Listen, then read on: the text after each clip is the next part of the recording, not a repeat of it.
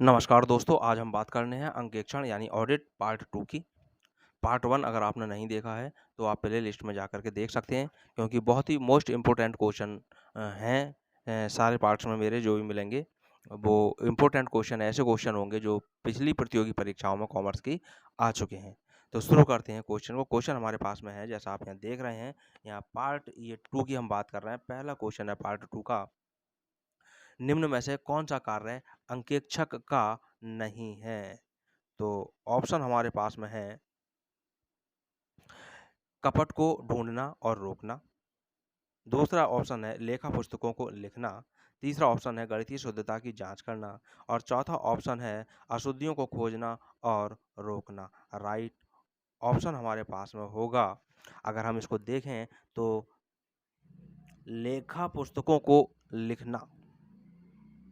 वही लेखा पुस्तकों को लिखने का कार्य अंकेक्षक का नहीं है। पहले अकाउंटेंट ने ये सारी पुस्तकों में लेखे कर लिए होते हैं, सब कुछ बना लिया होता है। उसकी जाँच ये की जाती है, अब किसके द्वारा कौन-कौन सा यहाँ पूछा गया क्वेश्चन को देखें, नहीं है, नेगेटिव यहाँ पर क्वेश्चन पूछा गया है, आंसर पूछा है नेगेटिव।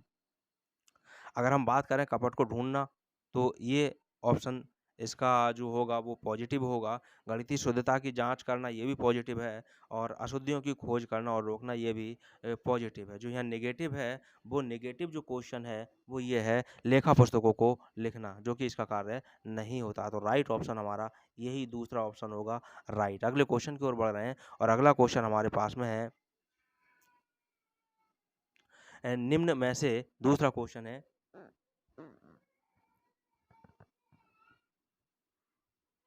निम्न में से किस संस्था को अनिवार्य रूप से अंकेक्षण कराना होता है? राइट आंसर हमारे पहले तो इसको ऑप्शन देख लेते हैं। सहकारी संस्थाओं को, जीवन बीमा कंपनी को, ट्रस्ट को, ये जो यहाँ लिखा है वो ये ट्रस्ट लिखा हुआ है, और नंबर 4 पर उपरोक्त सभी को।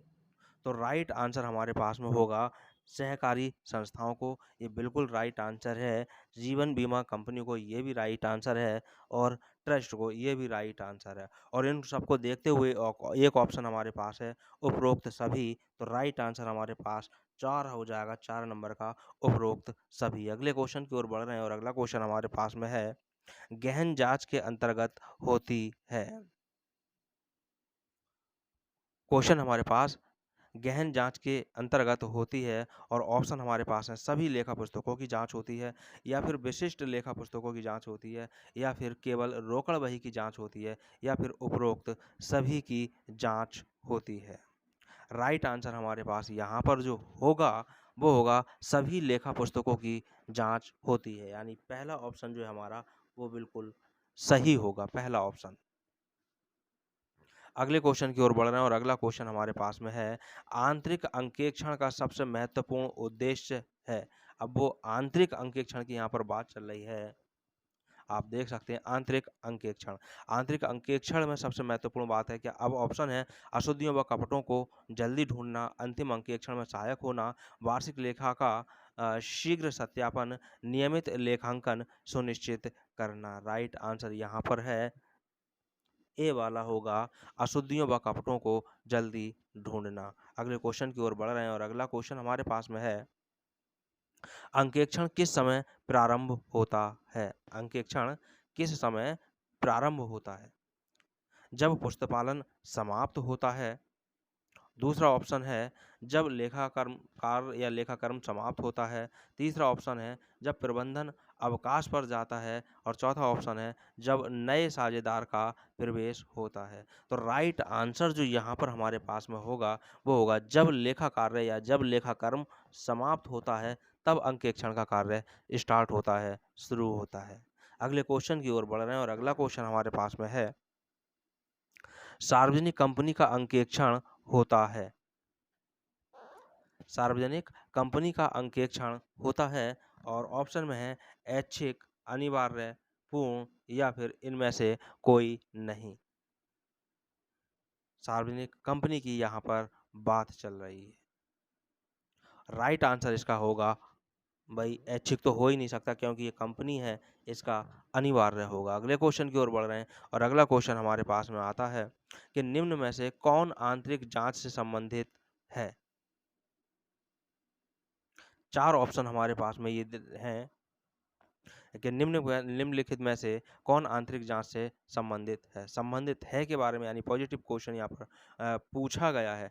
ऑप्शन में है आंतरिक लोगों द्वारा लेखा रिकॉर्डों की जांच की जाती है। दूसरा, परिसंपत्तियों का सत्यापन आंतरिक रूप से होता है। तीसरा है, एक व्यक्ति के कार्य की जांच स्वतः ही अन्य व्यक्ति द्वारा होती है। और चौथा ऑप्शन है, प्रत्येक व्यक्ति के कार्य की जांच आंतरिक तौर पर की जाती है। इसका राइट आंसर जो है हमारे पास में तीसरा ऑप्शन होगा। एक व्यक्ति के कार्य की जांच स्वतः ही अन्य व्यक्ति के द्वारा या दूसरे व्यक्ति के द्वारा हो जाती है। यही होता है आंतरिक जांच में। अगले क्वेश्चन की ओर बढ़ रहे हैं और अगला क्वेश्चन हमारे पास में है, यदि एक कंपनी में एक व्यक्ति का कार्य दूसरे व्यक्ति के कार्य का पूरक अगर है तो वह इसका संबंध, अब आगे डॉट डॉट डॉट यहाँ दे रखा है, से होता है। ऑप्शन है आंतरिक नियंत्रण, आंतरिक लेखा परीक्षण या आंतरिक जांच या उपरोक्त में से कोई भी नहीं। राइट आंसर यहाँ पर होगा, अभी ऊपर भी क्वेश्चन था उसी से संबंधित ये क्वेश्चन है कि जो ऐसे कार्य हैं वो एक दूसरे के पूरक हैं, वो है हमारा नंबर 3 आंतरिक जांच। आंतरिक जांच ऊपर भी मैंने ये बताया था, आंतरिक जांच। इसके बाद अगला क्वेश्चन हमारे पास में आता है, एक अंकेक्षण कार्य निम्नांकित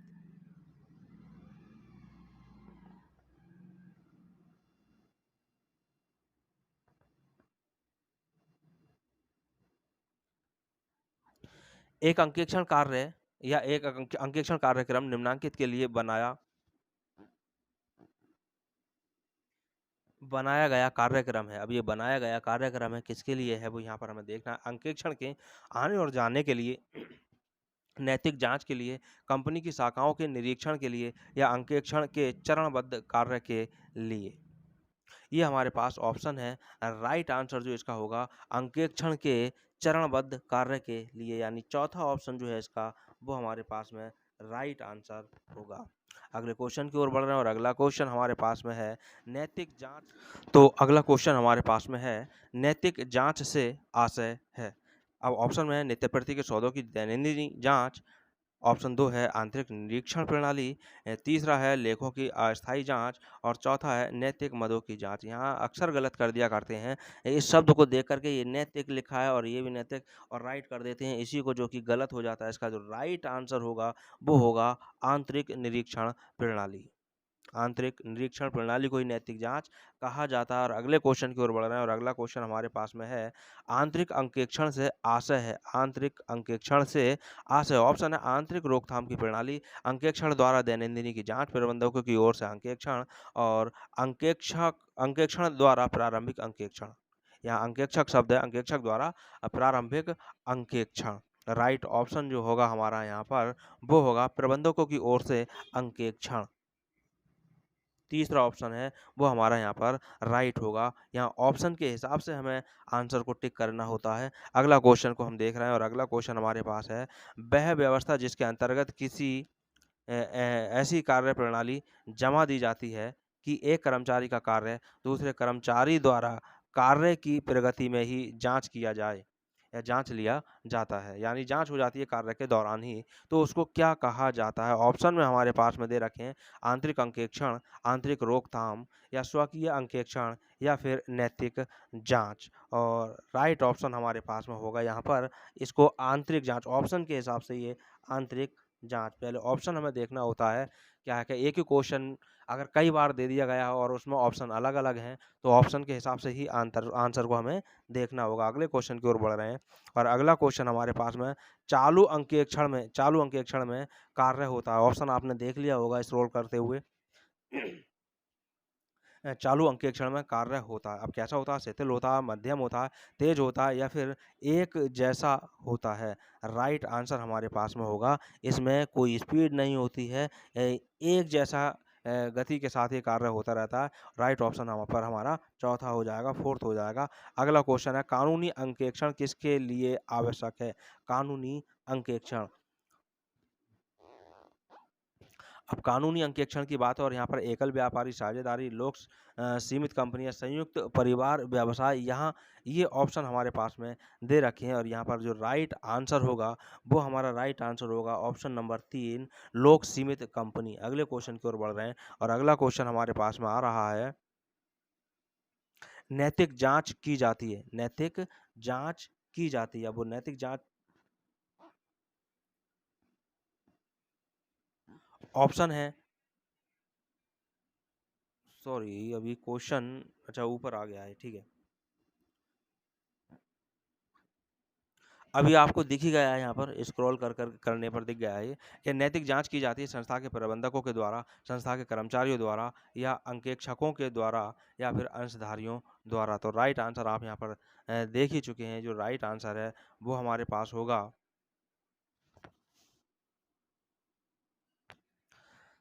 अंकेक्षकों के द्वारा।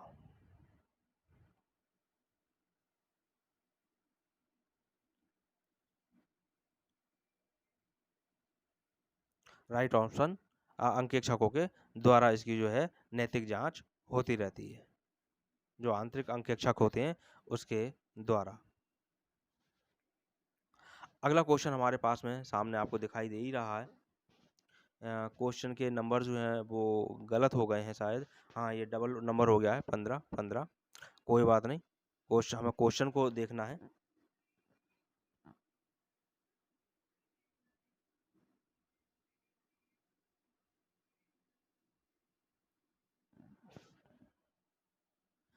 तो मिंट बुक की यहाँ पर बात है कि मिंट बुक की जांच कौन कर सकता है। मिंट बुक ऑप्शन आपको यहाँ दिख ही चुका है। ऑप्शन जो है, अंशधारी बिना किसी शुल्क के, ऋण पत्रधारी शुल्क के भुगतान करने पर, कोई भी व्यक्ति शुल्क भुगतान करने पर, या उपरोक्त में से कोई नहीं।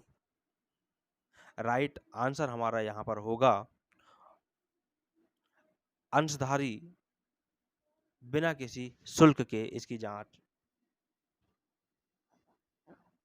ए इसका राइट आंसर और नंबर 1 का अंशधारी बिना किसी शुल्क के इसकी जांच कर सकते हैं, मिंट बुक। अगला क्वेश्चन हमारे पास में, आंतरिक अंकेक्षण की नियुक्ति निम्न के द्वारा की जाती है। यहाँ पर अंकेक्षक शब्द है, ये जो है यहाँ पर का होगा अंकेक्षक। आंतरिक अंकेक्षक की नियुक्ति निम्न के द्वारा होती है। अब यहाँ पर ऑप्शन में आप देखें, अंशधारियों के द्वारा, या वैधानिक लेखा परीक्षक, या भारतीय आंतरिक अंकेक्षण संस्थान, या संचालक मंडल। तो राइट आंसर यहाँ पर हमारे पास में होगा, ये पिछली वीडियो में भी आपको एक बताया था, संचालक मंडल। मैंने आपको यहाँ पर एक बात बताई थी। राइट आंसर फिलहाल हमारा 4th है, संचालक मंडल। अगर संचालक मंडल ऑप्शन में नहीं दे रखा, प्रबंधक दे रखा है या प्रबंधन दे रखा है, तब वो प्रबंधन पे हमें टिक करना है और दोनों एक साथ नहीं हो सकते। संचालक मंडल और प्रबंधन एक साथ कभी भी नहीं आएंगे।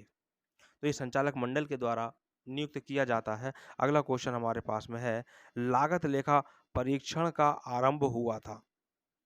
ऑप्शन है 1965, 1968, 1971 और 1975। राइट आंसर जो इसका होगा वो हमारे पास होगा नंबर 1, 1965 वाला।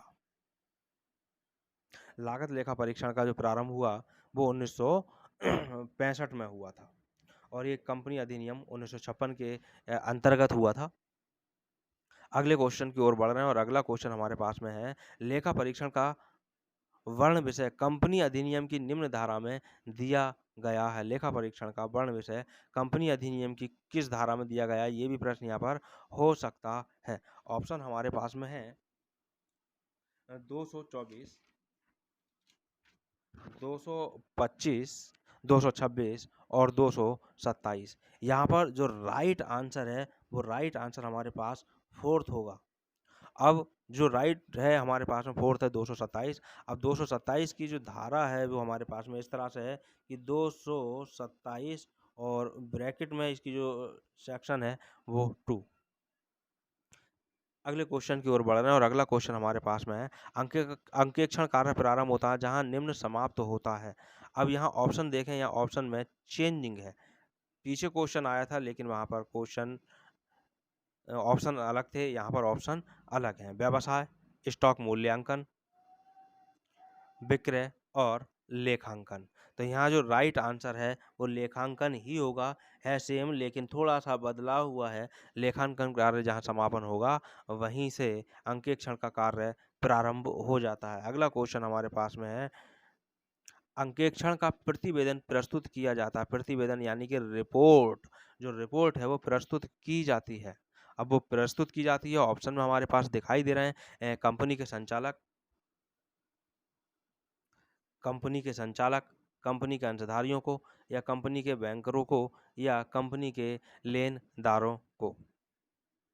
राइट आंसर है कंपनी के अंशधारियों को। ये यहाँ पर हमारे तीनों गलत हो जाएंगे। जो राइट आंसर होगा 2 नंबर का होगा, यानी कंपनी के अंशधारियों को अंकेक्षण की रिपोर्ट प्रस्तुत की जाती है, प्रतिवेदन प्रस्तुत की जाती है। इसी तरह के इंपॉर्टेंट क्वेश्चन पाने के लिए बने रहिए, और अगर चैनल पर नए हैं तो चैनल को सब्सक्राइब कर लीजिए, बेल आइकन को टच कर लीजिए, जिससे सारे नोटिफिकेशन आपको मिलते रहे हैं और पिछली वीडियो आपको प्ले लिस्ट में मिलती रहेंगी। टीजीटी, पीजीटी और एलटी से संबंधित काफ़ी सारे क्वेश्चनों की वीडियो जिस पर बनी हुई हैं, जो आपके लिए कहीं ना कहीं लाभदायकता जरूर पहुंचाएंगी।